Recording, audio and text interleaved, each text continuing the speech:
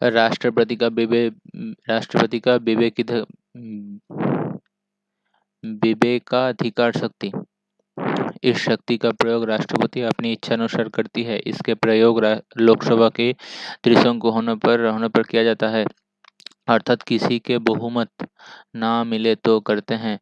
जब लोकसभा में किसी के बहुमत नहीं मिलता है तो राष्ट्रपति किसी भी दल के नेता को पीएम घोषित कर देता है और 30 दिन के भीतर बहुमत सिद्ध करने को कहता है। यदि उसने 30 दिन के भीतर बहुमत सिद्ध कर दिया तो वो प्राइम मिनिस्टर होगा और अन्यथा दोबारा चुनाव होगा। सपोज এ ভোট পেয়েছে 250, বি পেয়েছে 200টা সিট, সি পেয়েছে 10টা সিট, ডি পেয়েছে 20টা সিট আর ই পেয়েছে 5টা সিট। সাপোজ রাষ্ট্রপতি বলে দিল যে কেউ যেহেতু মেজরিটি পায়নি, কারণ 273 হতে হবে, 545 হচ্ছে টোটাল সিট, তাহলে যদি 50% করি 272 হচ্ছে, 272.5 এরকম। তো সেক্ষেত্রে 273 সিট হতে হবে মেজরিটি পাওয়ার জন্য, প্রাইম মিনিস্টার গঠন করার জন্য। সেক্ষেত্রে রাষ্ট্রপতি প্রথমে বলে দিল যে সি হচ্ছে প্রাইম মিনিস্টার, সি দল থেকে প্রাইম মিনিস্টার হবে। তো সেক্ষেত্রে সি কে 273 पे দেখাতে হবে 30 30 ডেজের মধ্যে যে তার মেজরিটি। সাপোজ সি আর ডি আর এ তিনজনে মিলে 280টা সিট হচ্ছে, তাহলে মেজরিটি পেয়ে গেল। এবার সি বলছে যে সে ডিফেন্স মিনিস্ট্রি নেবে, আর ডি দল থেকে বলছে সে ফাইন্যান্স মিনিস্টার নেবে, আর এ বলছে প্রাইম মিনিস্টার নেবে। এটা হচ্ছে গঠবন্ধনের সরকার, গঠবন্ধন কা সরকার। আচ্ছা, সেই ক্ষেত্রে করাপশন খুব বেশি হবে। According to the president, prime মিনিস্টারের সি যদি বলে দেয় প্রাইম মিনিস্টার যে সি, তো 30 দিনের মধ্যে সেটাকে প্রুভ করতে হবে যে 273 সিট তার মধ্যে আছে, মানে 50% মেজরিটি প্রুভ করতে হবে। সেটা হচ্ছে বিবেকাধিকার শক্তি। রাষ্ট্রপতি কি ভিটো শক্তি। রাষ্ট্রপতি যে বিধেয়ক শক্তি আছে সেই বিধেয়ক শক্তি হচ্ছে 4টে, মূলত টোটাল আছে 4টে। আর ভারতবর্ষে আছে 2টো ভিটো পাওয়ার। এক নম্বর ভারতবর্ষে যে দুটো আছে সেটা হচ্ছে, এক নম্বর হচ্ছে সাসপেনশন ভিটো আর একটা হচ্ছে পকেট ভিটো। আর টোটাল ভিটো যেটা আছে সংবিধান অনুযায়ী সেটা হচ্ছে অ্যাবসোলুট ভিটো, সেকেন্ড হচ্ছে সাসপেনশন ভিটো, থার্ড হচ্ছে কোয়ালিফাইড ভিটো, ফোর্থ হচ্ছে পকেট ভিটো। অ্যাবসোলুট ভিটো হচ্ছে না, ইন্ডিয়াতে নেই, কিন্তু অত্যন্তকারী ভিটো।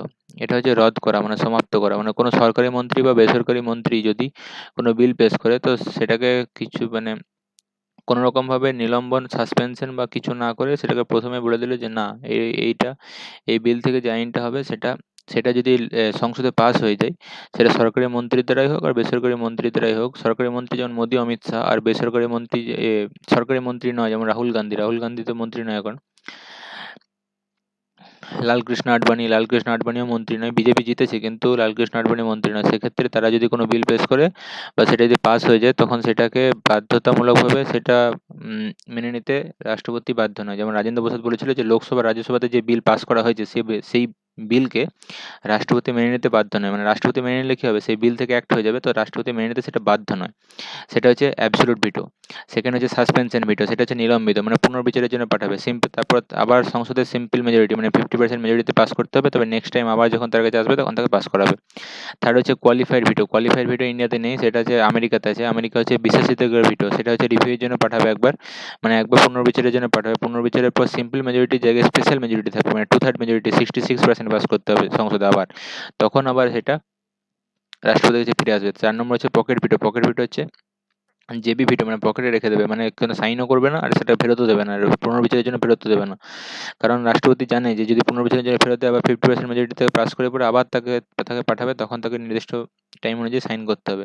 সেটা হচ্ছে neither sign and giving permit not send for review, অনুমতি না দেওয়া আর রিভিউ এর জন্য সেন্ড না করা।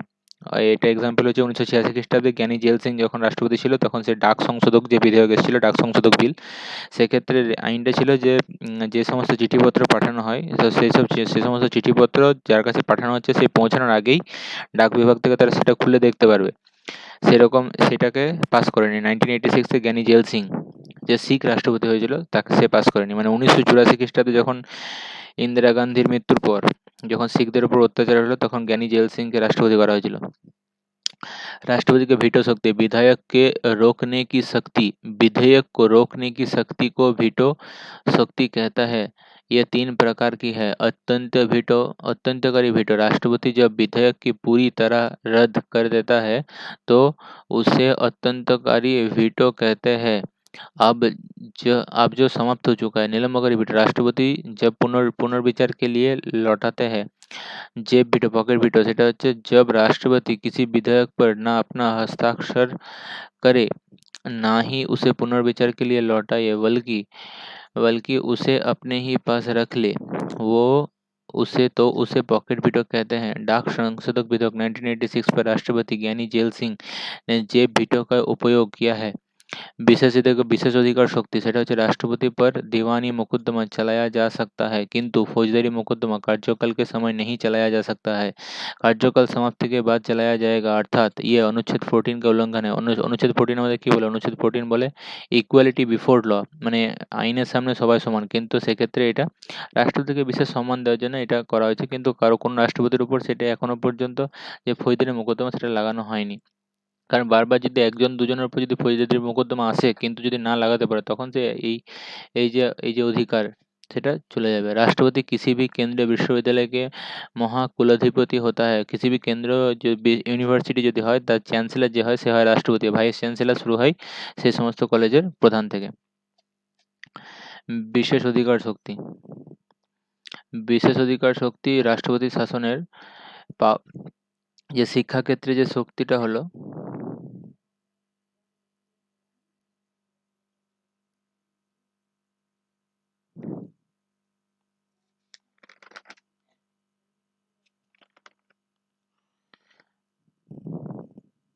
লেজিসলেটিভ পাওয়ার আছে কিছু বিধেয় বা কানুনি শক্তি, সেটা হচ্ছে SC ST representative in Lok Sabha আর রাজ্যসভা সে রাখতে পারে। দুটো অ্যাংলো ইন্ডিয়ানকে রাখে লোকসভাতে যারা তাদের নিজেদের স্বার্থটা পূরণ করবে।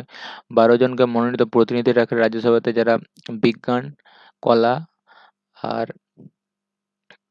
আর্ট সায়েন্স আর বিশেষভাবে খেলা ফেলা এইসবে যাদের ভালো জ্ঞান থাকে তাদেরকে 12 জনকে মনোনীত করা হয়।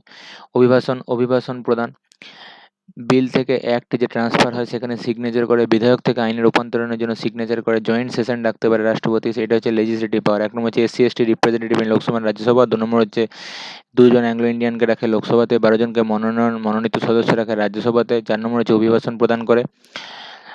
5 নম্বর হচ্ছে জয়েন্ট সেশন ডাকতে পারে। 6 নম্বর হচ্ছে বিল থেকে যে অ্যাক্টে ট্রান্সফার করার যে পদ্ধতি তার সিগনেচারের মাধ্যমে হয়, সেটা হচ্ছে তার বিশেষ শক্তি।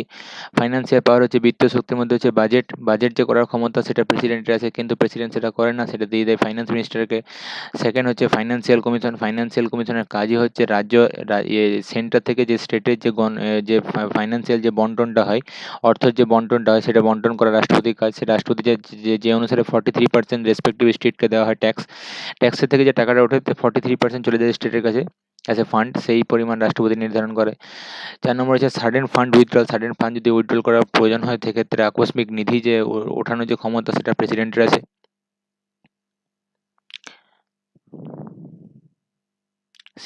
শিক্ষার ক্ষেত্রে যেটা আছে সেন্ট্রাল ইউনিভার্সিটির চ্যান্সেলর হচ্ছে রাষ্ট্রপতি আর ভাইস চ্যান্সেলর হচ্ছে সেই ইনস্টিটিউটের যে ডাইরেক্টর থাকবে সে।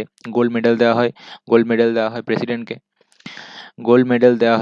নয়, প্রেসিডেন্ট দেয় গোল্ড মেডেল। যে টপ করে তাকে গোল্ড মেডেল, সেন্ট্রাল ইউনিভার্সিটি তাকে প্রেসিডেন্ট দেয়, কিন্তু প্রেসিডেন্ট সব কলেজে তো পৌঁছাতে পারে না, সেই কারণে এই অধিকার অন্য কাউকে দিয়ে দেয়। স্টেট ইউনিভার্সিটিতে সেটা সেম কাজের জন্য হয় গভর্নরকে নিয়োগ করা হয়, আবার গভর্নরের নিচে থাকে ভাইস চ্যান্সেলর। শুধুমাত্র দিল্লি ইউনিভার্সিটির ক্ষেত্রে একটা এক্সেপশন আছে যে চ্যান্সেলর যেটা সে হচ্ছে ভাইস প্রেসিডেন্ট। সব জায়গায় চ্যান্সেলর হচ্ছে প্রেসিডেন্ট, কিন্তু শুধুমাত্র দিল্লি ইউনিভার্সিটি ভাইস চ্যান্সেলর হচ্ছে ভাইস প্রেসিডেন্ট। বিশেষ অধিকার শক্তি যেটা হচ্ছে সেটা হচ্ছে স্পেশাল পাওয়ার কি কি আছে? 1 নম্বর হচ্ছে অ্যারেস্টের যে পাওয়ার, তাকে অ্যারেস্ট করা যাবে না। ক্রিমিনাল মামলা মানে ফৌজদারি মামলা, ধমকি, মার্ডার, রেপ এটসেট্রা এইসব কেসে রাষ্ট্রপতিকে তার যতদিন পর্যন্ত তার টেনিওর চলছে ততদিন পর্যন্ত তার বিরুদ্ধে কোনো ফৌজদারি কেস লাগবে না। দিবানি মোকদ্দমা, কারণ আর্টিকেল 71 অনুযায়ী সে তো মাফ করে নেবে। দিবানি মোকদ্দমা করা যাবে কারণ সেখানে মানি কম্পেনসেশন দিতে হয়, সেক্ষেত্রে দিবানি মোকদ্দমা করা যাবে।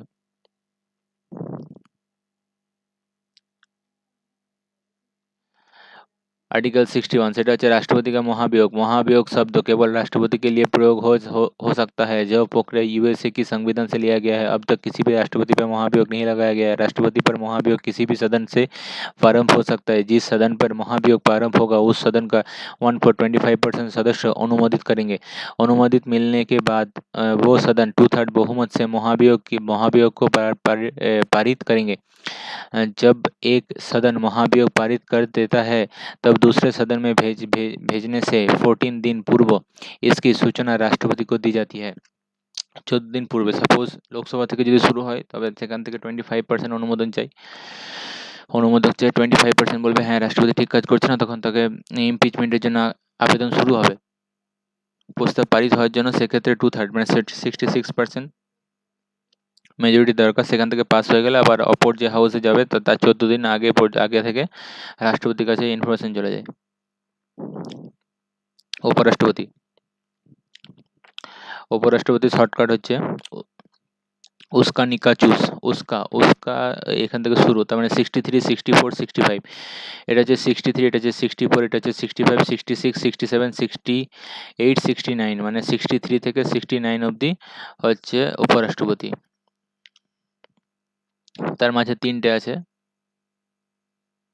62, 63, 64, সেটা।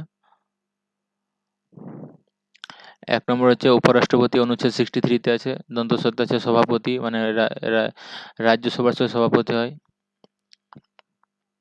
পীঠাসীন। কা হচ্ছে রাষ্ট্রপতির কার্যবাহক, রাষ্ট্রপতির কাজ হচ্ছে সভাপতি, সেই কারণে তাকে স্যালারি দেওয়া হয়। নির্বাচন কিভাবে হয়? সেম পদ্ধতিতে, একল সংক্রমণীয় অনুপাতীয় যে পদ্ধতি সেটাই হয়। Transferable, single transferable vote.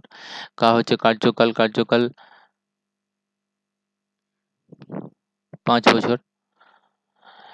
চু দিয়ে হচ্ছে চুনাव का সময় 68, আর শপথ হচ্ছে 69। 63 আছে उपराष्ट्रपति का पद चर्चा है जो यूएसए का संविधान से ली गई है। अनुच्छेद 64 হচ্ছে राष्ट्रपति की राज्यसभा का सभापति होता है किंतु वो राज्यसभा का सदस्य नहीं होता। उपराष्ट्रपति के वेतन सभापति होने के नाते दिया जाता है। উপরাষ্ট্রপতি কি হয়? একটা হচ্ছে 1 নম্বর পদ হচ্ছে ভাইস প্রেসিডেন্ট, মানে হচ্ছে উপরাষ্ট্রপতি। উপরাষ্ট্রপতি হচ্ছে তখনই হবে যখন হচ্ছে রাষ্ট্রপতি মারা যাবে বা রাষ্ট্রপতি কোনো কারণে যদি রাষ্ট্রপতি পদটা ভ্যাকেন্ট হয় তখন হচ্ছে উপরাষ্ট্রপতি সেই কার্যভাগ রাষ্ট্রপতি হিসেবে কাজ করবে। এটা হচ্ছে কাজ। কিন্তু উপরাষ্ট্রপতি হচ্ছে রাজ্যসভার চেয়ারম্যান। রাজ্যসভার সবসময় যে চেয়ারম্যান থাকে সেই কারণে তাকে सैलरी देवा है। अनुच्छेद 65 হচ্ছে राष्ट्रपति के अनुपस्थिति में उपराष्ट्रपति ही कार्यभाग राष्ट्रपति का कार्य करता है। इस दौरान राष्ट्रपति को सभी शक्तियों को प्रयोग करेगा, राष्ट्रपति का सभी शक्तियों का प्रयोग करेगा, किंतु इस दौरान वो राष्ट्रपति का कार्य नहीं करेगा। মানে এই সময়তে রাষ্ট্রপতির যে সমস্ত শক্তি আছে সব প্রয়োগ করবে, কিন্তু এই সময় সে উপরাষ্ট্রপতির এই সময় দৌরান उपराष्ट्रपति का कार्य ও नहीं करेगा। উপরাষ্ট্রপতির জায়গায় ওই রাজ্যসভার সিনিয়র মোস্ট যে পার্সন থাকবে উপসভাপতি যে থাকবে, উপসভাপতি তখন সেই কাজ করবে, উপরাষ্ট্রপতি কাজটা করবে। অনুচ্ছেদ 66, 65, হ্যাঁ 65 হচ্ছে কার্যবাহক রাষ্ট্রপতি। কার্যবাহক রাষ্ট্রপতি হচ্ছে রাষ্ট্রপতির সভাপতি নিচে থাকে উপসভাপতি, আর সভাপতি যখন রাষ্ট্রপতি কাজটা করবে তখন উপসভাপতি ভাইস প্রেসিডেন্টের কাজটা করবে। এই প্রসঙ্গে বলে রাখা ভালো যে রাষ্ট্রপতি হচ্ছে, যেখানে রাজ্যসভা হবে, রাজ্যসভা হচ্ছে লাল কার্পেট পাতা থাকে আর লোকসভাতে গ্রিন কার্পেট পাতা থাকে। 66 হচ্ছে নির্বাচন সেম পদ্ধতি, because they are not appointed by the vice president. ইলেকশনে কারণ ভাইস প্রেসিডেন্টের দ্বারা নিয়োগ হয় না কারা? লোকসভাতে 2 জন যে অ্যাংলো ইন্ডিয়ান তারা নিয়োগ হয় না, রাজ্যসভায় যে 12 জন মনোনীত সদস্য থাকে তারা নিয়োগ হয় না, তাই তারা পার্টিসিপেট করে, because they are not appointed by the vice president. নির্বাচন পদ্ধতিটা হচ্ছে single transferable preferable vote same. আর এক্ষেত্রে বিধানসভা বা বিধান পরিষদ তারা অংশগ্রহণ করে না, বিধানমণ্ডল অংশগ্রহণ করে না, শুধুমাত্র পার্লামেন্টে লোকসভা রাজ্যসভার মধ্যে 2 জন যে অ্যাংলো ইন্ডিয়ান থাকে আর 12 জন যে মনোনীত সদস্য থাকে তারা পার্ট নেয়।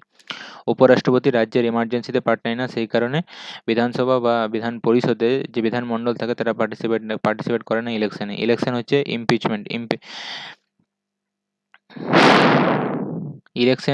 ইলেকশন যে পদ্ধতিটা সেটা হচ্ছে ইমপিচমেন্ট অফ প্রেসিডেন্টের সমান। ভাইস প্রেসিডেন্টের যে ইলেকশন সেটা হচ্ছে প্রেসিডেন্টের ইমপিচমেন্টের মতো একই। उपराष्ट्रपति ডাকা আর রাষ্ট্রপতির মহাভিয়োগ দুটো হচ্ছে একই।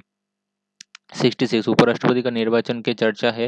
ये एकल संक्रमणीय अनुपातिक पद्धति द्वारा होता है। उपराष्ट्रपति के निर्वाचन में संसद को दोनों सदन के सभी सदस्य भाग लेता है, चाहे वो मनोनीत हो या निर्वाचित।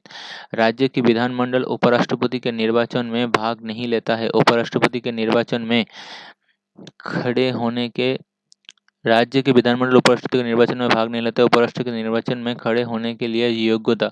अच्छा, যোগ্যতা কি কি চাই? যোগ্যতা এক নম্বর চাই হচ্ছে eligibility, citizen of India, 35 years age হতে হবে, 15,000 টাকা সিকিউরিটি মানি রাখতে হবে, প্রস্তাবক হচ্ছে 20 জন, অনুমোদক হচ্ছে 20 জন। এই প্রস্তাবক 20 জন হচ্ছে ডিফারেন্ট পিপল, অনুমোদক 20 জন হচ্ছে ডিফারেন্ট পিপল। প্রস্তাবক অনুমোদক মানে হচ্ছে অত সংখ্যক মানুষের লিখিত একটা আবেদন চাই যে একে উপরাষ্ট্রপতি করা হোক, সেটা সংসদ থেকে, সংসদের অতজন এমএলএ এমপি থেকে চাই, সংসদের অতজন এমপি থেকে চাই। প্রস্তাবক রাজ্যসভা বা লোকসভা যেখান থেকে হোক 20 জন, কিন্তু ডিফারেন্ট ডিফারেন্ট হচ্ছে 20 জন প্রস্তাবক আর 20 জন অনুমোদক, দুজনকে চাই। लोकसभा राज्यसभा मेंबर হওয়া যাবে না। ও ভারতের নাগরিক হো, পাগল या दिवालिया ना हो, 35 ইয়ার্স आयु का हो, लाभ का पद पर ना हो, মানে সরকারি চাকরি করা যাবে না।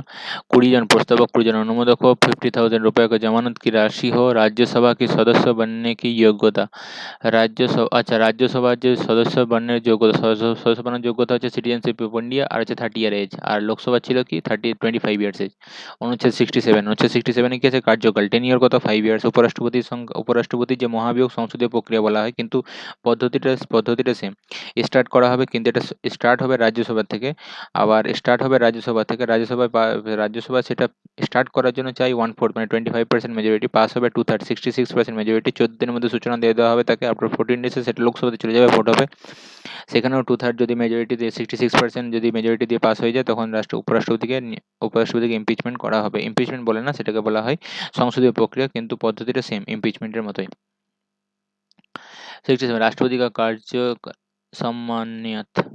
सम्मानित। आर्टिकल 67 है कार्यकाल कत बचर 5 वर्ष का होता है, किंतु उसके उत्तराधिकार का निर्वाचन नहीं हुआ है तो वो तब तक अपना पदों पर रहेगा जब तक उसका उत्तराधिकारी निर्वाचित ना हो सके। फिर 5 वर्ष से पहले ही মহাভিয়োগ দ্বারা হটায়া যা सकता है। এটা রাষ্ট্রপতির ক্ষেত্রে প্রযোজ্য যে 5 বছর পর্যন্ত তার টেনিওর, কিন্তু সে যতদিন পর্যন্ত নতুন রাষ্ট্রপতি চলে আসছে ততদিন পর্যন্ত সে সেই পদে পীঠাসীন থাকবে, সেই পদেই থাকবে, রাষ্ট্রপতি পদেই থাকবে।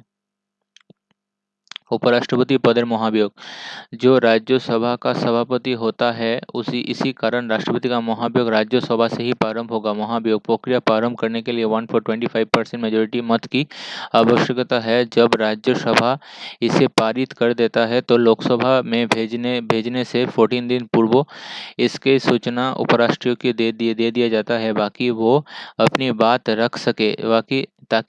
बात रख सके। यदि लोकसभा का 2/3 66% से मत पारित कर देती है तो उसे हटा दिया जाता है। अब तक किसी भी राष्ट्रपति उपराष्ट्रपति पर महाभियोग नहीं लगाया गया है। संसद হচ্ছে লোকসভা হচ্ছে 545, রাজ্যসভা হচ্ছে 245। এই রাজ্যসভা থেকে স্টার্ট হবে 1/4 to 25%, 25% মেজরিটি চাই প্রারম্ভ করতে। এবার সেটা ক্ষেত্রে 66% মানে পারিত করার জন্য 66% চাই। 14 দিন প্রথমে তাকে সূচনা দেওয়া হবে, তারপরে চলে যাবে লোকসভাতে যদি 2/3 66% মেজরিটিতে পাস হয়ে যায় তবে উপরাষ্ট্রপতিকে সেখান থেকে ইমপিচ করে দেওয়া হবে। অনুচ্ছেদ 68 কি আছে? অনুচ্ছেদ 60 আছে ইলেকশন কন্ডাক্ট করার সময়সীমা 6 মান্থের। প্রেসিডেন্টের ক্ষেত্রে হচ্ছে 6 মান্থের মধ্যে প্রেসিডেন্ট সিলেক্ট করে নিতে হবে, কিন্তু এখানে কিন্তু ভাইস প্রেসিডেন্টের ক্ষেত্রে বলা আছে অ্যাজ সুন এজ পসিবল, মানে যথাশীঘ্র করে নিতে হবে, কিন্তু কোনো टाइम बाउंड करा नहीं। যেমন उपराष्ट्रपति के चुनाव में यथाशीघ्र करने की चर्चा है, अर्थात इसमें निश्चित समय नहीं दिया गया है। অনুচ্ছেদ 69 হচ্ছে ওথ হচ্ছে প্রেসিডেন্ট ওকে দেওয়া হয় ওথ। এবার যদি প্রেসিডেন্ট না থাকে, उपराष्ट्रपति को शपथ दिलाने का कार्य राष्ट्रपति करता है। রাষ্ট্রপতি যদি না থাকে তবে সুপ্রিম কোর্টে যায় দেবে। এবার আর্টিকেল এই প্রসঙ্গে বলে রাখি, ন্যাশনাল অ্যাওয়ার্ড প্রদানকারী যে জুরি হয়, ন্যাশনাল অ্যাওয়ার্ড প্রদানকারী মানে হচ্ছে যেটা পদ্মভূষণ, পদ্মবিভূষণ, ভারতরত্ন, এই সমস্ত যে ন্যাশনাল অ্যাওয়ার্ড থাকে, সেই ন্যাশনাল অ্যাওয়ার্ড প্রদানকারী যে জুরি হয় তার হেড হয় ভাইস প্রেসিডেন্ট। যেমন আপকি আদালতে যে রজত শর্মা আছে, রজত শর্মা 200 জনের মধ্যে যে নমিনেশন হয়, সেই নমিনেশন লিস্টে তার নাম ছিল না, কিন্তু অরুণ জেটলি, সেই সময়তে অরুণ জেটলি তার বন্ধু ছিল, সেই কারণে সে উপরাষ্ট্রপতিকে যে নিজে বলে পরে পুরস্কার সে পাইয়ে দিয়েছিল, সে পুরস্কার পেয়েছিল। आर्टिकल 70,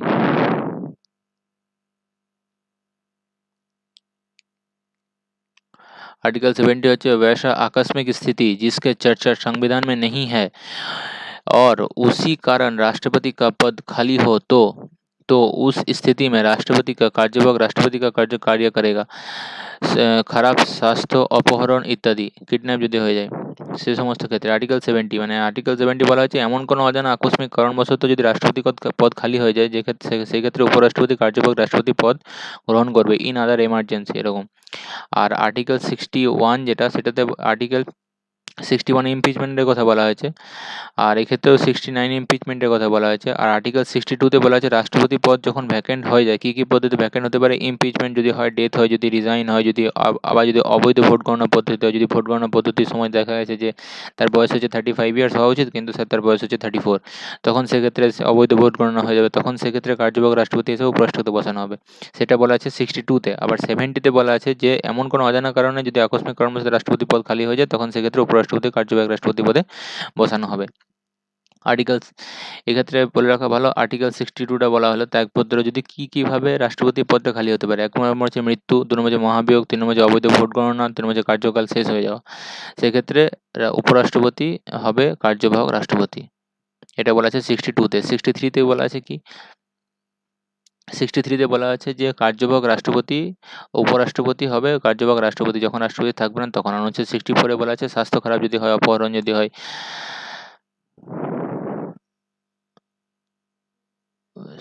আর যদি ব্যস্ত থাকে তখনও পর্যন্ত 64, আর্টিকেল 64।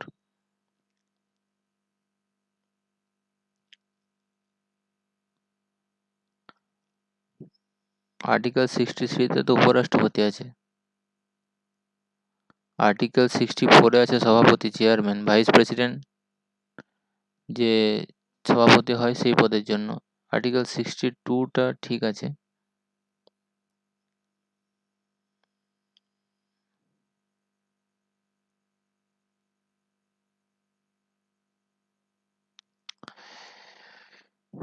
উনিশশো 71-এ কি বলা আছে? President vice president election related dispute যদি হয় তবে সেটা সুপ্রিম কোর্টের কাছে চলে যাবে। রাষ্ট্রপতি ও উপরাষ্ট্রপতি का विवाद को सुप्रीम कोर्ट में सुलझाया जाएगा। এটা শুধু আমরা জানি সুপ্রিম কোর্টে শুধুমাত্র আর্টিকেল 32 সম্বন্ধিত, মানে ফান্ডামেন্টাল রাইটের যে 12 থেকে 35 যে আছে সেটা শুধুমাত্র সমাধান হয়, ডিরেক্ট আমরা সুপ্রিম কোর্টে যেতে পারি। কিন্তু এটাও বলা আছে যে যদি যদি রাষ্ট্রপতি উপরাষ্ট্রপতির মধ্যে কোনো ডিসপিউট হয়, ভোট সংক্রান্ত বা কোনো অভ্যন্তরীণ বিষয় যদি হয় তবে সেক্ষেত্রে ডিরেক্ট সুপ্রিম কোর্ট যাওয়া যাবে। আর্টিকেল 72, আর্টিকেল 72 হচ্ছে ক্ষমাদান পদ্ধতি। প্রেসিডেন্ট রাষ্ট্রপতিকে বিভিন্ন প্রকার ক্ষমাদান পদ্ধতি সেগুলো আমরা পড়েছি।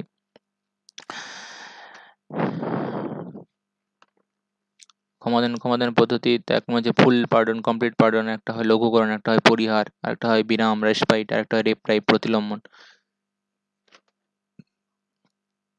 আর্টিকেল 73 সেটা হচ্ছে কার্যপালিকার বিস্তার, এক্সপানশন অফ দ্য এক্সিকিউটিভ। ক্ষমতা দেওয়া আছে রাষ্ট্রপতির উপর যে নিউ ডিপার্টমেন্ট সে ক্রিয়েট করতে পারবে, যদি টাইমলি ম্যানারে যদি কাজ সেই ডিপার্টমেন্টে না হয় তখন নিউ ডিপার্টমেন্টে যদি প্রয়োজন হয় সেক্ষেত্রে সে করতে পারবে।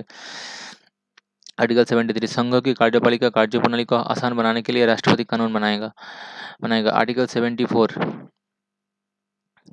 74 बोलছে राष्ट्रपति को सलाह देने के लिए एक मंत्री परिषद होगा जिसका अध्यक्ष प्राइम मिनिस्टर होगा, अर्थात मंत्री परिषद प्रधानमंत्री के अधीन होता है। অনুচ্ছেদ 75, अच्छा मंत्री परिषद যেটা আছে সেটা প্রধানমন্ত্রীর আন্ডারে হয়। অনুচ্ছেদ 75 मंत्रियों के बारे में अन्य उपबंध व्यवस्था अर्थात मंत्रियों की नियुक्ति प्राइम मिनिस्टर की सलाह पर राष्ट्रपति करती है। 1861 ख्रीष्टाब्द में भारतवर्ष में लॉर्ड कैनिंग ने विभागीय प्रणाली पोर्टफोलियो सिस्टम लागू कर दिया। उसके तहत भारत में विभिन्न कार्यों का अलग अलग विभाग में बांटा गया। ऐसे मंत्रियों को सौंप दिया। এবার সেন্ট্রালে যে সমস্ত মন্ত্রী আছে, যেগুলো ক্যাবিনেট মিনিস্টার থাকে, যতগুলো ক্যাবিনেট মিনিস্টার থাকে ততগুলো ডিপার্টমেন্ট থাকে। এবার ডিপার্টমেন্ট অনুসারে ভাগ এই কারণে করা হয়েছে যাতে সব পোর্টফোলিও আলাদা আলাদা ঠিকঠাকভাবে করা যায়, সেই কারণে পোর্টফোলিও সিস্টেম। আর পোর্টফোলিও সিস্টেম যে চালনা করেছিল সেটা হচ্ছে লর্ড ক্যানিং হয়েছিল পোর্টফোলিও সিস্টেমটা চালু করেছিল। এবার আমরা পড়বো council of minister.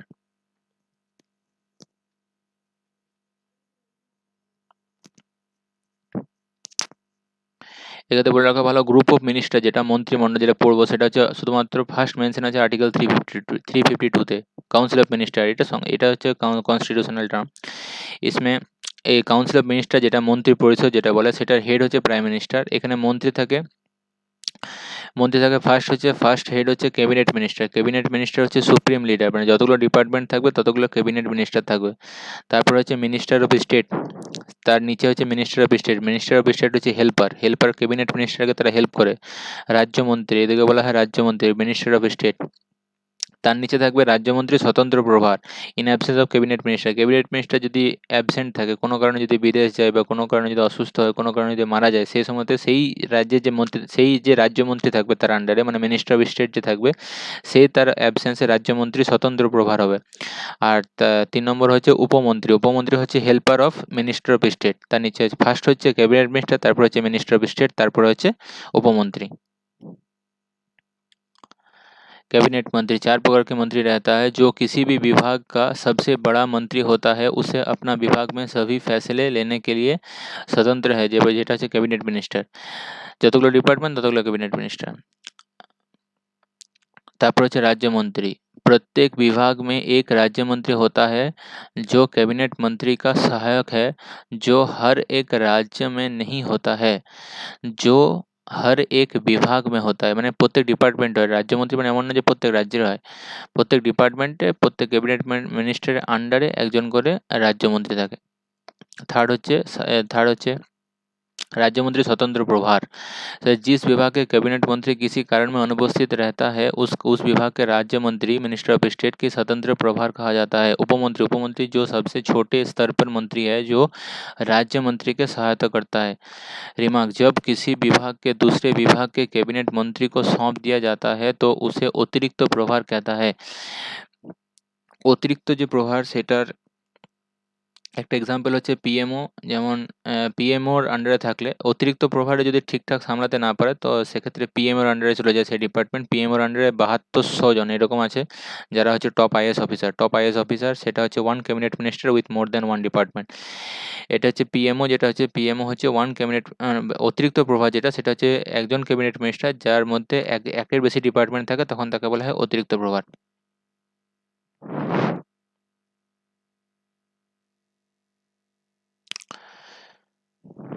মন্ত্রিমণ্ডল, group of minister. এবার এই যে ক্যাবিনেট মন্ত্রী পরিষদ হলো council of minister. Council of minister থেকে কিছু ভালো ভালো মন্ত্রীকে নিয়ে পরে এই গ্রুপ অফ মিনিস্টার তৈরি করা হয়, মন্ত্রিমণ্ডল। মন্ত্রিমণ্ডল তৈরি করা হয়। মন্ত্রিমণ্ডলে প্রথম উল্লেখ আছে आर्टिकल 352। इसमें केवल उच्च श्रेणी के मंत्री ही भाग लेता है। इसमें कैबिनेट मंत्री तथा राज्य मंत्री स्वतंत्र प्रभार आते हैं। मंत्रिमंडल शब्द का सर्वप्रथम प्रयोग अनुच्छेद 352 में है। नोट, प्राइम मिनिस्टर मंत्रिमंडल तथा मंत्रिपरिषद दोनों का अध्यक्ष होता है। सुपर कैबिनेट, अर्थशास्त्री के संथानन के संथानन ने योजना आयोग को सुपर कैबिनेट कहा है। সুপার ক্যাবিনেট প্রথমে ছিল, যেটা নীতি আয়োগ এখন করে দেওয়া হয়েছে, সেটা योजना आयोग ছিল। সুপার ক্যাবিনেট সে নীতি আয়োগ। ইকোনমিস্ট কে সান্থানান যে সে টার্ম করেছে যে নীতি আয়োগকে সুপার ক্যাবিনেট। সেই সে তার উদ্যোগে প্রথম যে পঞ্চবর্ষীয় পরিকল্পনা ছিল তাতে কৃষিকে ভালো করে জোর দেওয়ার কথা বলা আছে। সেকেন্ড পঞ্চবার্ষিক পরিকল্পনাতে ভারী উদ্যোগ, যেটা ম্যানুফ্যাকচারিং সেক্টর, তার উপর উদ্যোগের কথা বলা আছে। থার্ড যেটা, সেখানে কৃষি এবং ভারী উদ্যোগ দুটোর কথা বলা হয়েছে। যোজনা আয়োগ হচ্ছে সুপার ক্যাবিনেট, সেটা বলেছে কে সান্থানাম। আর কিচেন ক্যাবিনেট কাকে বলে? কিচেন ক্যাবিনেট হচ্ছে যেটা প্রাইম মিনিস্টার যেহেতু গ্রুপ অফ মিনিস্টার বা কাউন্সিল অফ মিনিস্টার দুটোরই হেড, সেক্ষেত্রে কিচেন ক্যাবিনেট হচ্ছে প্রাইম মিনিস্টারকে ঘিরে যে ক্যাবিনেট, তখন তাকে বলে কিচেন ক্যাবিনেট। যেমন যেমন একটা এক্সাম্পল হচ্ছে মোদির, প্রাইম মিনিস্টার নরেন্দ্র মোদির যে নিস যে হয়, তার একটা পার্টস হারিয়ে গেছিলো। আর সেক্ষেত্রে আহমেদাবাদে গোটা সিসিটিভি ফুটেজ সব খুঁজে খুঁজে একাকার করে সেই পার্টসটাকে খুঁজে বের করা হয়েছিল। এটা হচ্ছে কিচেন ক্যাবিনেট। আবার একটা অন্য এক্সাম্পল হচ্ছে দিল্লি ইউনিভার্সিটির একটা ছেলে যার নাম হচ্ছে রোহিত বেগুলা। রোহিত বেগুলা মার্ডার কেস হয়েছে, তো সেক্ষেত্রে এখনো পর্যন্ত কোনো সলভ পাওয়া যায়নি। এই জিনিসটাকে বলে কিচেন ক্যাবিনেট। আবার কংগ্রেস আমলে কি হয়? কংগ্রেস আমলে হয়েছিল মনমোহন সিং যখন ছিল, মনমোহন সিং যখন বলেছিল যে জেলে থাকাকালীন যে কোনো ব্যক্তি ভোট লড়তে পারবে, এই বিলটা পাস করেছিল। এই বিলটা সংসদে পাস হয়ে গেছিলো, কিন্তু অ্যাক্ট হিসেবে পাস হয়নি। তখন রাহুল গান্ধী মন্ত্রীও ছিল না, কিন্তু ইন 2014 তার মা ছিল সর্বেসর্বা। সেক্ষেত্রে সেই বিল অমান্য করেছিল, ছেড়ে দিয়েছিল, যে বলেছিল যে আমি এই বিল মানি না। সেক্ষেত্রে সে ভেবেছিল যে মনমোহন সিং এর থেকে সে উপরে। এই জিনিসটা হচ্ছে কিচেন ক্যাবিনেট। কিচেন ক্যাবিনেট হচ্ছে প্রধানমন্ত্রীকে सगे संबंधियों का किचन कैबिनेट कहा जाता है। কাউন্সিল অফ মিনিস্টার এটা হচ্ছে অধ্যক্ষ হচ্ছে প্রাইম মিনিস্টার, ফার্স্ট হচ্ছে ক্যাবিনেট মিনিস্টার, সেকেন্ড হচ্ছে এটা হচ্ছে মিনিস্টার অফ স্টেট, থার্ড হচ্ছে মিনিস্টার অফ স্টেট স্বতন্ত্র প্রভার, ফোর্থ হচ্ছে উপমন্ত্রী। আর এক্ষেত্রে গ্রুপ অফ মিনিস্টার 352 প্রথম উল্লেখ আছে। 352 এটা হচ্ছে বিশেষ শ্রেণীর, মানে এরই যে স্পেশাল যে মন্ত্রী আছে তারা হচ্ছে এই গ্রুপ অফ মিনিস্টারে থাকে। গ্রুপ অফ মিনিস্টারে ফার্স্ট হচ্ছে ক্যাবিনেট মন্ত্রী থাকে, আর থাকে স্বতন্ত্র প্রভার নয়, এটা হবে রাজ্যমন্ত্রী স্বতন্ত্র প্রভার। मंत्रिपरिषद में विभाग विवरण प्राइम मिनिस्टर के इच्छानुसार होता है। ये लोकसभा की प्रति उत्तरदायी होता है, जिस कारण मंत्री किसी भी सदन का हो सकता है, वो लोकसभा में बैठ सकता है, किंतु मतदान के समय वो अपने सदन में चला जाता है। মন্ত্রী যে হবে, যে মন্ত্রী থাকে, মানে 50 আউট অফ 545 ক্যান্ডিডেট লোকসভার মাত্র 15% মন্ত্রী হতে পারে। তো সেই মন্ত্রী যারা হবে তারা সবাই লোকসভায় বসতে পারবে, কিন্তু যখন ভোট দান হবে তখন তারা আবার নিজস্ব জায়গায় চলে যাবে। সে যদি রাজ্যসভার হয় তখন সে রাজ্যসভায় চলে যাবে, সে যদি लोकसभा হয় लोकसभाয় चले जाবে। मंत्री व्यक्तिगत रूप से राष्ट्रपति के प्रति उत्तरदायी होता है। मंत्रिपरिषद का अध्यक्ष प्राइम मिनिस्टर होता है, अतएव प्राइम मिनिस्टर के मृत्यु त्यागपत्र से मंत्रिपरिषद भंग हो जाता है, और जब नया प्राइम मिनिस्टर पुनः मंत्रिपरिषद का गठन करता है, इस स्थिति में लोकसभा भंग हो जाती है, अर्थात दोबारा चुनाव नहीं होगा। লোকসভা ভঙ্গ नहीं होता है, মানে প্রাইম মিনিস্টার যদি মরে যায় শুধুমাত্র মন্ত্রী পরিষদ যেটা আছে সেই মন্ত্রী পরিষদটা ভঙ্গ হয়ে যাবে, কিন্তু সেই সবাই লোকসভা ভঙ্গ হবে না। লোকসভা ভঙ্গ হবে না কারণ জিতেছে তো বিজেপি। এবার মোদি মরে গেলে তার তো কোনো অসুবিধা হবে না, সেক্ষেত্রে বিজেপি আবার নতুন কাউকে সে প্রাইম মিনিস্টার নিয়োগ করবে, অর্থাৎ दोबारा चुनाव नहीं होगा। जब বহুমত 273 সিট কম পড় যায়গে, যদি 273 থেকে যদি সিট কম হয়, যদি গাঠবন্ধনের সরকার হয়, কেউ যদি বেরিয়ে যায়, যেমন অটল বিহারীর সময় মোরারজি দেশাই,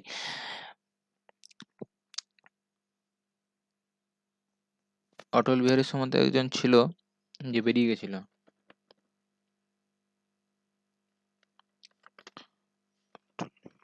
রামবিলাস পাসওয়ানের যে 8টা সিট দিয়েছিল সে তখন বেরিয়ে গেছিল, সেই কারণে গাঠবন্ধন ভেঙে গেছিল সেই সময় एनडीए। बहुमत सिद्ध करने के लिए गठबंधन भी किया जाता है। बीजेपी के नेतृत्व में बनाया गया गठबंधन नेशनल डेमोक्रेटिक अलायंस राष्ट्रीय जनतांत्रिक गठबंधन राजग, बीजेपी के এনডিএ বলা হয়। সহায়ক দল হচ্ছে শিবসেনা মহারাষ্ট্র, আকালি দল সেটা হচ্ছে পাঞ্জাব, জেডিইউ হচ্ছে বিহার, লোজপা সেটা হচ্ছে বিহার। এনডিএ 1 2014 থেকে 2019, এনডিএ 2 সেটা হচ্ছে 2019 থেকে 2024, ইউনাইটেড প্রোগ্রেসিভ অ্যালায়েন্স সেটা হচ্ছে সংযুক্ত প্রগতিশীল गठबंधन संप्रयोग। कांग्रेस नेतृत्वे जे बनाया गया गठबंधन यूपीए कहलाता है। সেটা হচ্ছে Congress, BSP UP, SP UP, RJD Bihar. UPA 1 হচ্ছে 2004 থেকে 2009, ইউপিএ 2 হচ্ছে 2009 থেকে 2019, এখনো পর্যন্ত যেটা আছে, যেটা ছিল 2009 থেকে 2019 সেটাও ছিল यूपीए 2। यूपीए या एनडीए अलावा बनाया गया गठबंधन तीसरी मोर्चा है। प्रधानमंत्री की शक्तियां, প্রধানমন্ত্রী কি কি শক্তি আছে?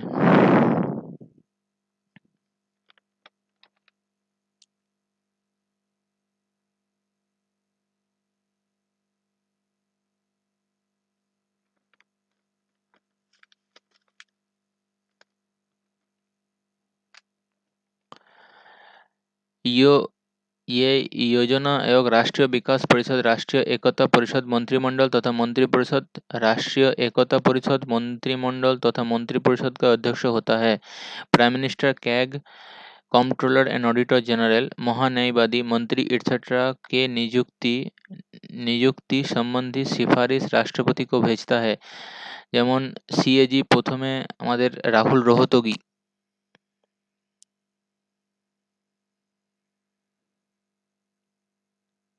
তো অ্যাটর্নি জেনারেল।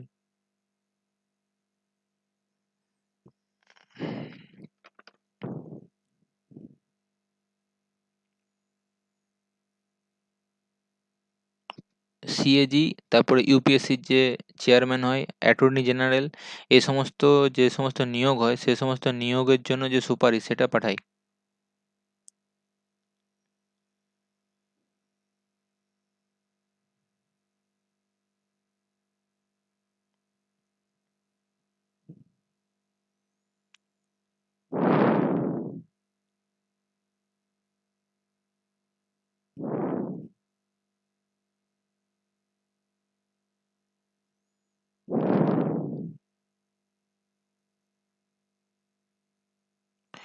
উপপ্রধানমন্ত্রী যেটা উপপ্রধানমন্ত্রী কনস্টিটিউশনে তার মেনশন নেই, এখনো পর্যন্ত 7 জন উপপ্রধানমন্ত্রী হয়েছে। এক নম্বর হচ্ছে সর্দার বল্লভভাই প্যাটেল, 2 নম্বর হচ্ছে মোরারজি দেশাই, 3 নম্বর হচ্ছে চৌধুরী চরণ সিং, 4 নম্বর হচ্ছে জগজীবন রাম, তারপর হচ্ছে বিবি চৌহান, তারপর হচ্ছে চৌধুরী দেবীলাল, আর হচ্ছে লাল কৃষ্ণ আডবাণী। এই 7 জন হয়েছিল অটল বিহারী 2002 সময়তে, 2002-এর সময়তে ফেমাস 2 জন পার্সোনালিটি ছিল বিজেপি, সেটা হচ্ছে এক নম্বর হচ্ছে অটল বিহারী বাজপেয়ী, 2 নম্বর ছিল লাল কৃষ্ণ আডবাণী। অটল বিহারী বাজপেয়ী হয়েছিল প্রধানমন্ত্রী, লাল কৃষ্ণ আডবাণী হয়েছিল উপপ্রধানমন্ত্রী। উপপ্রধানমন্ত্রী অটল বিহারী বাজপেয়ী প্রধানমন্ত্রী আর লালকৃষ্ণ আডবাণী উপপ্রধানমন্ত্রী। পাওয়ার অফ প্রাইম মিনিস্টার হচ্ছে সিএজি, যেটা ইউপিএসসি, যেটা অ্যাটর্নি জেনারেল, যেটা সেটা নিয়োগ করার জন্য সে সুপারিশ করে। मोरले नामक विद्वान ने प्राइम मिनिस्टर को समकक्ष में सबसे प्रथम कहा है।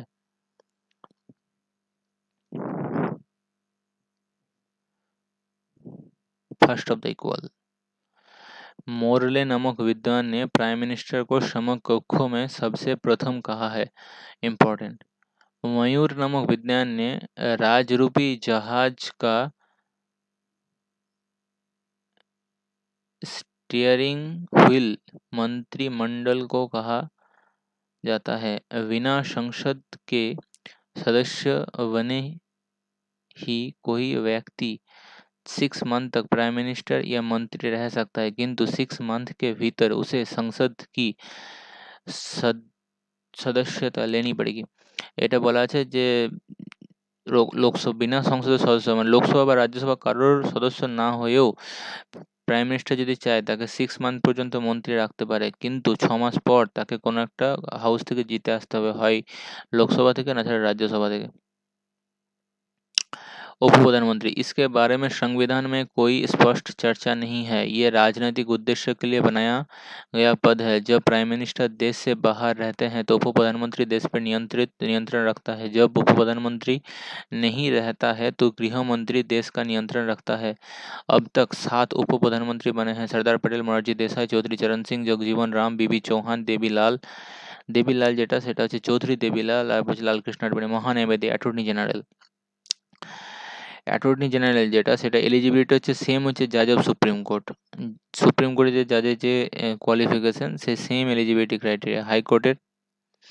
হাইকোর্টে 10 বছরের ওকালতি করতে হবে অথবা 5 বছরে হাইকোর্টের জাজ থাকতে হবে, তবে সে হচ্ছে অ্যাটর্নি জেনারেল। মহান্যায়বাদী হচ্ছে কানুনি সলাহকার। লেজিসলেটিভ যে অ্যাডভাইসারি বোর্ড থাকে প্রাইম মিনিস্টারের, সেখানে লেজিসলেটিভ যে হেল্পগুলো থাকে সেক্ষেত্রে অ্যাটর্নি জেনারেল করে।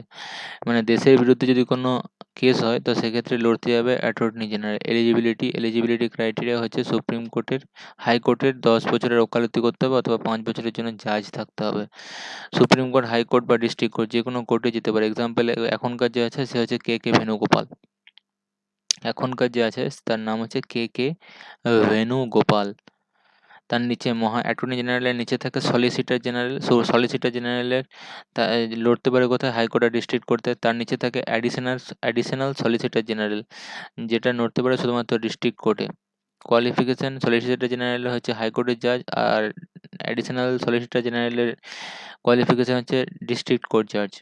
অ্যাটর্নি জেনারেল পাবলিকেরও কেস লড়ে, সুতরাং সেই কারণে তাকে কোনো স্যালারি দেওয়া হয় না। অ্যাটর্নি জেনারেলকে কোনো স্যালারি দেওয়া হয় না। অ্যাটর্নি জেনারেল রাষ্ট্রপতির প্রসাদ পর্যন্ত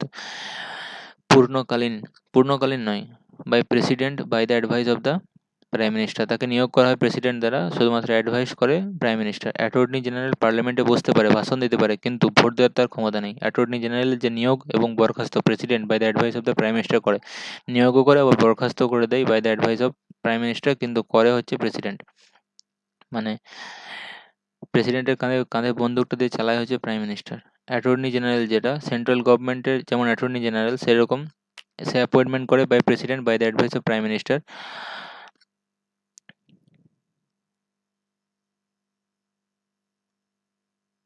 আর সেরকম সেম ভাবে স্টেট গভর্নমেন্টে থাকে অ্যাডভোকেট জেনারেল সেটা অ্যাপয়েন্ট করে governor by the advice of the chief minister. যেমন আমাদের মমতা ব্যানার্জি, সে হচ্ছে জয়দীপ ধনখড় সেটা নিয়োগ করবে, কিন্তু অ্যাডভাইস থাকবে চিফ মিনিস্টারের। ভারত সরকার সমস্ত কার্যেরই সঞ্চালন ফর্মালি করে প্রেসিডেন্ট, কিন্তু অ্যাকচুয়ালি সেটা করে হচ্ছে প্রাইম মিনিস্টার। महान्यायवादी अटॉर्नी जनरल, ये इसका चर्चा अनुच्छेद 76 में है। ये केंद्र सरकार का प्रधान विधि अधिकारी कानूनी सलाहकार होता है। यह संसद का सदस्य नहीं होता किंतु कार्यवाही का भाग लेता है, जो मतदान नहीं करता है, जो जो पूर्णकालीन 5 वर्ष के लिए नहीं होता है। এটাকে বলা হয় রাষ্ট্রপতি প্রসাদ পর্যন্ত, মানে রাষ্ট্রপতি যতদিন চাইবে ততদিনই থাকবে অ্যাটর্নি জেনারেল। बल्कि ये राष्ट्रपति का प्रसाद पर्यंत इच्छानुसार होता है, जिस कारण यह निजी व्यक्ति का भी मुकदमा लड़ सकता है। इन्हें वेतन संचित निधि से नहीं मिलता है बल्कि प्रधानमंत्री कोष से दिया जाता है। केंद्र सरकार पर किसी भी प्रकार का मुकदमा को महान्यायवादी लड़ता है। ये मुकदमा को भारत के किसी भी न्यायालय में लड़ सकता है। किसी भी योग्यता सर्वोच्च न्यायालय के जज के बराबर होता है। इसका योग्यता सर्वोच्च न्यायालय के जज के बराबर होता है। सॉलिसिटर जनरल सहायक देता है। सॉलिसिटर जनरल का एडिशनल सॉलिसिटर जनरल सहायक देता है। বর্তমানে মহান্যায়বাদী হচ্ছে কে ভেনুগোপাল। সরকারের নিচে থাকছে অনুচ্ছেদ 76। অনুচ্ছেদ 76 হচ্ছে সুপ্রিম কোর্ট के जज के बराबर एलिजिबिलिटी হচ্ছে সুপ্রিম কোর্ট के जज के बराबर। ফার্স্টে অনুচ্ছেদ 76 এ ফার্স্টে থাকছে এটা হবে অ্যাটর্নি জেনারেল।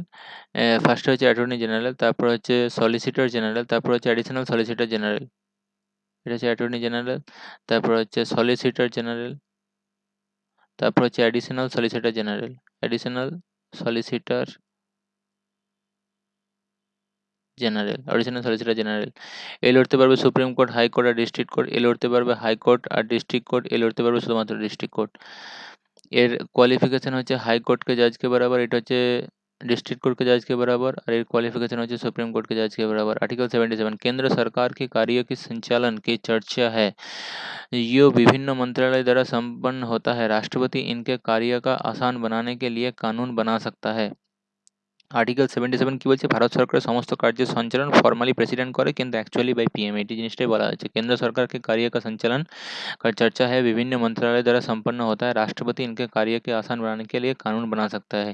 राष्ट्रपति শুধু সাইন করে। अनुच्छेद হচ্ছে 78। प्राइम मिनिस्टर का यह कर्तव्य होगा कि संसद का कार्यवाही की जानकारी राष्ट्रपति को दे प्लस অ্যাটর্নি জেনারেল। আর্টিকেল 78 হচ্ছে সংসদ সম্পর্কিত সমস্ত ইনফরমেশন যা আছে সব রাষ্ট্রপতিকে প্রাইম মিনিস্টার দেয়। এটা হচ্ছে आर्टिकल 78। आर्टिकल 78 হচ্ছে संसद भवन का निर्माण एडविन लुटियन वेकर्ट ने किया। पार्लियामेंट शब्द फ्रांस से लिया गया है, जबकि संसद का जननी यूके को कहा जाता है। संसद को 3 अंग है, लोकसभा, राज्यसभा एवं राष्ट्रपति। संसद को 2 सदन है, लोकसभा, राज्यसभा। संसद किसी अंतर्राष्ट्रीय संधि या समझौता की किसी भी राज्य में लागू कर सकता है, किसी उस राज्य बिना उस राज्यों के अनुमति के। संसद के बीच का भाग सेंट्रल हॉल कहलाता है। বিদেশি অতিথি সেন্ট্রাল হল में ही भाषण देता है। যদি কোনো বিদেশি রাজ্যের জন্য প্রধানমন্ত্রী বা রাষ্ট্রপতি আসে তখন সেন্ট্রাল হলে সে ভাষণ দেয়। সংবিধান का निर्माण सेंट्रल हॉल में বৈঠক हुआ है। সংবিধান যখন নির্মাণ হচ্ছিল, যখন প্রভিশনাল গভর্নমেন্ট ছিল, যখন সংসদের নির্মাণ হচ্ছিল, সংবিধান নির্মাণ হচ্ছিল, তখন তারা সেন্ট্রাল হলে বসে বসে সেটা নির্মাণ করেছিল। इसमें 1000 तक आदमी बैठ सकता है, 1000 জন বসতে পারবে। লোকসভাতে 535, এটা হচ্ছে সেন্ট্রাল হল। মাঝখানে হচ্ছে সেন্ট্রাল হল, তারপর হচ্ছে রাজ্যসভা। এদিকটা হচ্ছে রাজ্যসভা, এদিকটা হচ্ছে লোকসভা।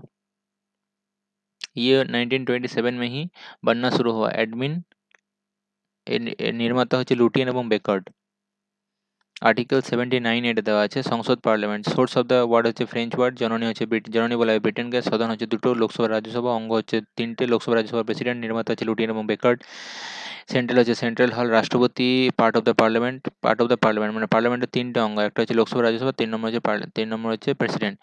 গেস্ট যদি আসে তখন সেন্ট্রাল হলে বসবে। টাটা গ্রুপকে এখন দেওয়া হচ্ছে সেন্ট্রাল ভিস্টা প্রজেক্ট। 2026-এ যেহেতু সিট সংখ্যা বাড়ানো হবে সেই কারণে নতুন সংসদ হল বানানো হচ্ছে। লোকসভা, রাজ্যসভার সিট সংখ্যা বাড়বে। আর সেটা হবে 2001 সালে যে জনগণনা হয়েছিল সেই জনগণনার ভিত্তিতে। প্রত্যেক 10 লাখে একজন এমপি থাকবে, সংসদে একজন এমপি থাকবে।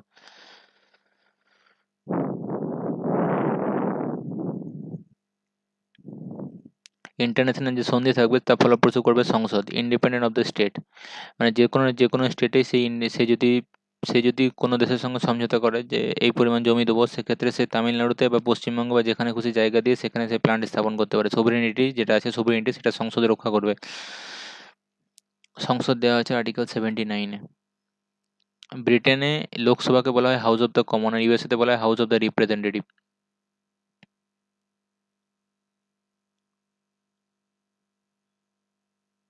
ওকে, থ্যাংক ইউ।